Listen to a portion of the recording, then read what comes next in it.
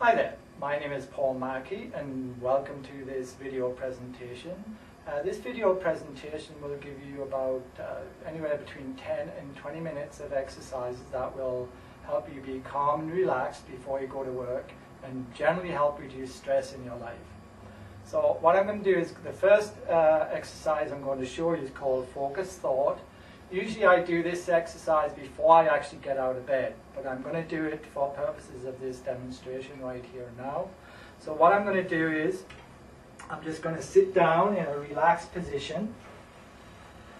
You don't have to cross your legs or do anything, just kind of be relaxed. So I just usually do this before I get out of bed, as I've said, because usually you're relaxed, pretty relaxed anyway. So what I'm going to do is I'm going to breathe in. Hold my breath slightly, and then as I breathe out, I'm just going to say one. Hold it slightly, breathe in, hold your breath slightly, breathe out, one. Now with this exercise, you don't have to actually say one out loud. You'll be saying it mentally, so it sounds funny when you're actually saying it. But once you get used to this, you'll just be saying it's more of a thought. So you'll be saying one as you breathe out, and then as you breathe in, hold the breath, breathe out, one. And with this one, what will happen is, the idea is to just focus on the thought of one, or saying the word one, whichever you're more comfortable with. Generally, you'll find it's just a silent thing that you're doing. You'll usually sit in a relaxed, comfortable position, in a quiet place where it's not too noisy, so you're not distracted. And what you'll find happening is, as you're breathing in and out and saying the one, thinking the one, you'll find that you'll naturally drift. You may hear some birds outside, you may hear a radio going, you may start thinking, it's time to get up and go to work, and I've got to get breakfast, and whatever you're thinking. So when you realize that you're thinking, then just go back to your technique. Just think, okay, I'm breathing in, I'm saying one. Breathe out, breathe in, breathe out, one. Hold the breath, breathe in. So then you're focusing on the thought of one. And it isn't too critical what that thought is, but as long as it's just one thought. So over time, what you'll find is that you'll be able to do this. You won't even have to think about saying one or thinking one. It'll just happen. You'll just slip in and out of thinking and not thinking. You're not trying not to think. It'll just happen naturally, and over time you'll experience this. And if you have any problems with this method, feel free. I have a book written about it. I have this video, and you can contact my website. Or contact me through my email, and I'll help you with this technique. Basically, just breathe in, hold, breathe out, say one, hold, breathe in, breathe out, one, and that's the focus of this exercise. Okay, the next one I'm going to show you is called Focused Movements, and the first thing I do usually when I get up is drink some water. So water is good for the brain.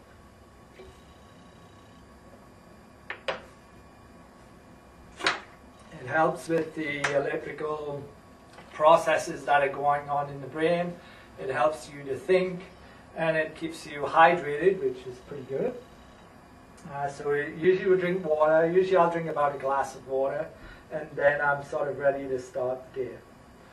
The first movement or exercise I'm going to show you is called listening ears. Take your fingers like this, and I'll just bend down a little bit so you can see. I start at the top of my ears, and I'm just uncurling my earlobes, just like this.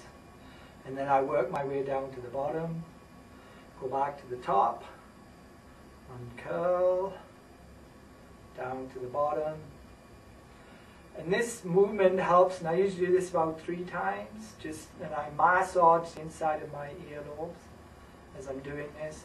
This helps with listening skills. If you're sort of in a schoolroom situation, a classroom situation, and you're sort of not listening, you're kind of drifting off, this is a good time to just do this. And you know, you can just kind of look like you're feeling your ear as to look less inconspicuous, so you don't look kind of odd when you're doing this. And just kind of feel your ear, the inside of your ear, you're unfurling it. And generally what I'll do is I'll use this when I'm public speaking as well, because then it helps with listening and what's actually going on. The next one I'm going to show you is called a crossover. So what we're doing here is we're just lifting one leg and touching it with our opposite hand. So if I'm lifting my left leg, I'm touching it with my right hand. Then we put it down. Then I lift my right leg and touch it with my left hand.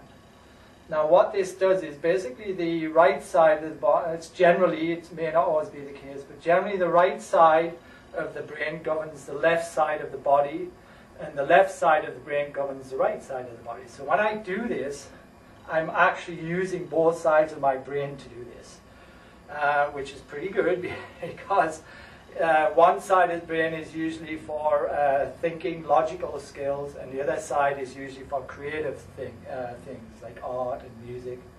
And it's good to have both of those together and be able to use them whenever you want.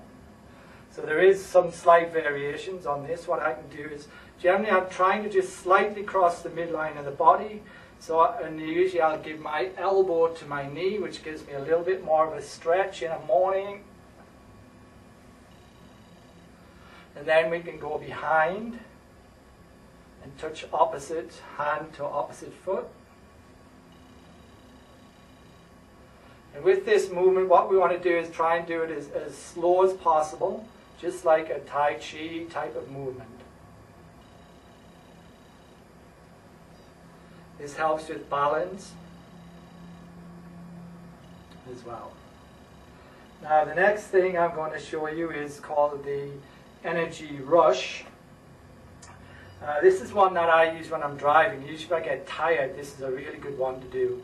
So what I do is I put my hand on my belly button. That stays fixed. It doesn't move or anything. It stays there. Bring my hand, open my hand fingers. What I do is I just put it on my neck. Bring it down, fingers down. You'll feel your collarbone right there.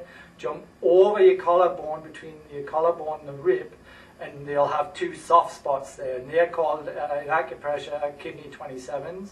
And you're just massaging those points.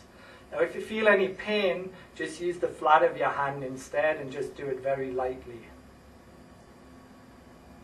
So then now what I'm going to do now is I'm going to switch hands.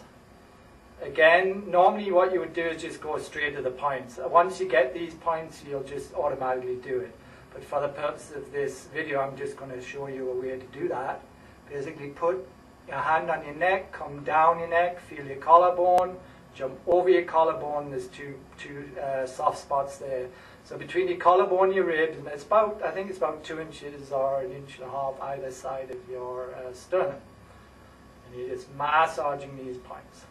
And as I said, this is an excellent for driving, but remember you have to hold the steering wheel and you're just going to massage these points, and it kind of gives you a boost of oxygen or energy to the brain and helps wake you up. But remember, if you are driving, obviously, and you're that tired, you probably should pull over and take a rest. Now this next one is called connecting with self. So what we're going to do is just cross our ankles like this. And what we're going to do is put our hands underneath into our armpits, just like this. Now with this one, what we're doing is we're actually connecting some acupressure points in the body, which kind of connects more of those points together by doing this. So this is a good exercise if you've got something on your mind, if you've got thoughts that you can't get rid of, you've got some problems. This is a good one to just sort of do this, and sort of you can close your eyes or keep them open. If you can sit down and do most of these exercises, don't have to stand up. You can lie down and do them. It doesn't really matter what position you're in. I'm only showing you this way for convenience for this demonstration. So with this one, what you want to do also is put your tongue on the roof of your mouth. Now I won't be able to do this too well and speak, but basically the tongue goes on the roof of the mouth.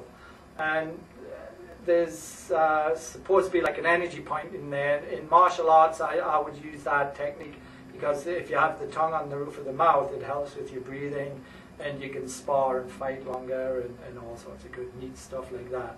So this is a good one for the martial artists, is put your tongue on the roof of your mouth if you're breathing, while you're breathing. And this one, as I said, is for focusing in on any problems or issues that you might have. Now the next two movements I'm going to show you are actually from Qigong, which is the Chinese art of developing energy. So with this one is for health.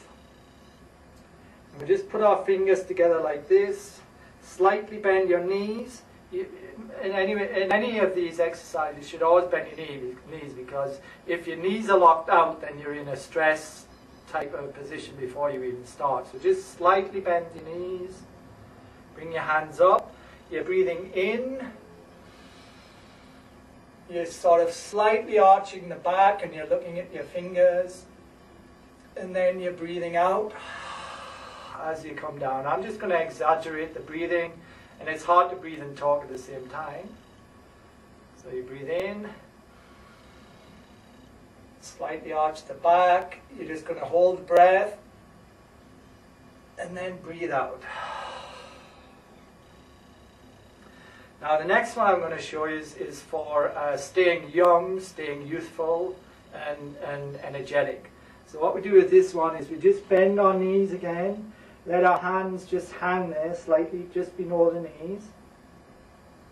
And then we're going to bring our hands up, and we're going to form a circle, like two circles here with our fingers. And what we're going to do is just look through, bend our slightly, arch our back just slightly. We're going to look through that circle, and what we're going to do is kind of visualize or imagine a shower of energy coming into the body, the sun. Or what you could also do is imagine a shower of water pouring down on you and flushing out any negativity, any negative energy that you feel, and it'll flush it out your feet. And then we're just going to come down again, and obviously we're breathing as well. Breathe out. As you go down, hold the breath. Come up, breathe in. Form your circle. Imagine the water or the energy coming into your body, and then hold, breathe out, just relax. And that's the energy, the movement parts of what I have to show you. The next part I actually use a piece of equipment. This is called the balance board. It's a rotational balance board, and you have 2 feet on here, and this is for children so they know where to exactly stand. And if children are using this board, sometimes when they're getting off and on, they might sort of go like this. And so be very careful with children and special needs adults. I'm just going to stand on the board. With this board, you can actually kneel on the board. So you can kneel on it like this and spin around. Or you could lie on it on your stomach. I'm not going to do that here because I don't have any room. And the ultimate idea of this board is to just rotate yourself 180 degrees. So again, I'm bending my knees, give me a bit of flexibility in my hips. Usually I used to use this board for martial arts because it gives you lots of flexibility in your hips, which is good if you're sort of kicking and doing a lot of different movements. Obviously, if you have any health problems, maybe ask your doctor about this, because it is going to put a lot of twist on your hips. So what I'm going to do is I'm just going to bend my knees, look behind, and turn 180 degrees. So it's kind of a little bit awkward because I'm speaking, but basically that's the idea. And then you go the other way, and so you go one way and then the other. And that's basically what you're doing with that. With this board, I've used this with children with behavior problems. And what I found was that the children who did, and this may not be true for everybody, I found that the children who had behavior problems would spin and spin and spin on this board and they wouldn't get dizzy. Whereas children who didn't have as many problems would spin on the board and stand up and be quite dizzy. The other thing I found with this board for children was that a lot of children, you'll find that they'll be running their hands along objects. And what that sort of indicates is that they may have a problem, a sensory problem, and they're sort of not aware of where they are in space. And this board generally helps with that through the spinning. The other thing I'd like to say about this spinning board is be very careful if you have of using it with people who have seizures, because spinning can cause seizures. I won't explain how, but especially people with autism and special needs, be very careful about how you're approaching spinning. And the same if you're taking those guys to the park and they're on spinning equipment. Just be aware that spinning can be a dangerous activity. Now with this one, this is the balance board, the other balance board. And on here we have adjustable little semicircular pieces of wood. And you can adjust this. This is about the maximum setting, the most difficult for balance. I'm going to leave it on a low setting just for this purpose of this demonstration, but as you get used to this board you can adjust it and it just makes it more difficult to balance. What that does is it actually switches on the vestibular system, and the vestibular system helps with balance and coordination and a whole bunch of other things. Again, we have the feet on here, and I'm putting mine farther apart. The farther apart it is, the more difficult it is to balance. The closer they are together, the easier it is to balance. So I'm just going to turn around and put my back to you, so forgive me for that. What I'm going to do is I'm going to stand on the board, and I have a stick here, and I'm just going to pass that stick over my shoulder, and I'm just going to take hold of the stick, and then I'm going to pass it again. Get it? It's hard to talk without focusing. So, and I'm basically just going to pass the stick. Now this stick is about 12 inches to about 14 inches long. If you don't have the dexterity or flexibility, I suggest that you make a longer stick, just till you get used to doing this. And over time what you'll be able to do is speed up. And what this does is it really helps children who are having problems with an awareness of where things are in space, because this is behind my back. I can't see it, but I know it's there, and I just have to kind of feel around. So when you begin, you might be doing this type of thing, but once you do this, for a while, you'll kind of get the hang of how to do it, and you can kind of speed up a little bit, and that's the idea of that. And it's kind of a coordination. There's a lot of different things which I won't go into, but that's the purpose of that. And that's pretty much about a 15-20 minute exercise routine that I do in the morning. Helps me get balanced and ready for the day. And once I've done this, I think, okay, let's go. And at this point in time, I usually drink water. Oh, just before I do go, this balance board, you can set this to the most difficult setting that you can balance on. And this is a really, say if you're studying for something, this book's called Dummies 101 HTML. If I was studying HTML, I would stand on this board and I would read this. And what that does is the body, the vestibular system helps you balance, but it switches on the brain. And that's the best time to learn something. So the balance board can help you assimilate information if you're in college and you're studying for tests. This is a good way of assimilating that information. But don't blame me if you fail your tests. And this really does work. I had a child who was doing some spelling tests, and the best she could do would be like, 5 or 6 out of 10. And she started using this balance board, and she started getting 10 out of 10. So hopefully that will be the case for you. I make no guarantees for any of these exercises. I just, they've helped me in my 53 years of life. 30 of those were using some of these techniques, and they're really excellent. They do work. They work for me, and hopefully they'll work for you. So thanks a lot for watching this video. Have a great day.